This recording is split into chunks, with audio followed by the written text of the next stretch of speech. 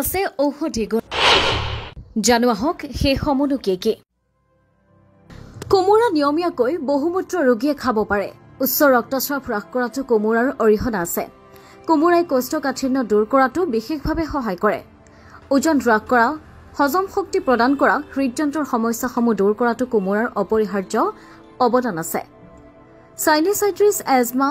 bronchitis পানীলগা আদি অসুখবোৰত হোৱাত বাধা দিব পাৰে কোমোৰাই কিডনী সম্বন্ধীয় প্ৰস্ৰাৱজনিত সমস্যা প্ৰতিৰোধ কৰে কোমোৰাই কোমোৰা সকলো লোকে খোৱাৰ বাবে উপযুক্ত পেট খুলুচা প্ৰস্ৰাৱ পৰিষ্কাৰ আৰু শৌচ স্বাভাৱিক অৱস্থালৈ আনিবলৈ 15 চামুচ কোমোৰাৰ ৰসৰ সৈতে সমপৰিমাণৰ গৰম পানী মিহলাই দিনত 3 পৰা 4 বাৰ খালে সুফল পোৱা যায় ৰক্তপিত্ত হোৱা ৰোগীয়ে যদি 10 চামুচ কোমোৰাৰ ৰসৰ সৈতে 1 চামুচ চেনি মিহলাই দিনে এবাৰকৈ খায় ৰক্তপিত্ত ৰোগৰ পৰা কিছু উপশম পোৱা যায় কোমোৰাৰ খা 200 গ্ৰাম পুৰি তাৰ ছাই পানীৰ সৈতে মিহলাই খালে উপকাৰ পাব পাৰে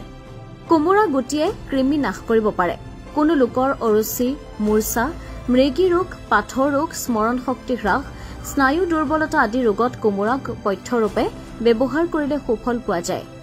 সাধাৰণতে আমাৰ জ্বৰ হলে কোমোৰা আৰু তাৰ বাকলি পিহি 10 চামুচকৈ দিনে দুবাৰ খালে আৰু মূৰত ভৰণ দিলে জ্বৰৰ পৰা উপশম পাব পাৰি কোমোৰাই কোনো ধৰণৰ বিষ পক্ষাঘাত কাহ পানীলগা আৰু অন্যান্য শ্বাস-প্ৰশ্বাস ৰোগ নাশৰ বাবেও উপকাৰী হয়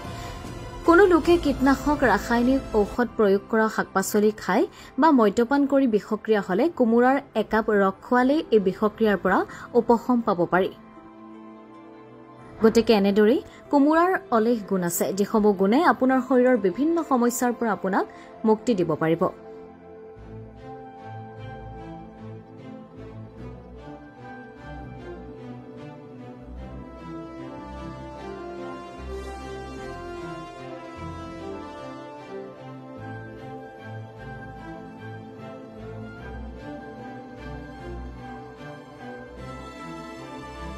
News Report, News 8 অসম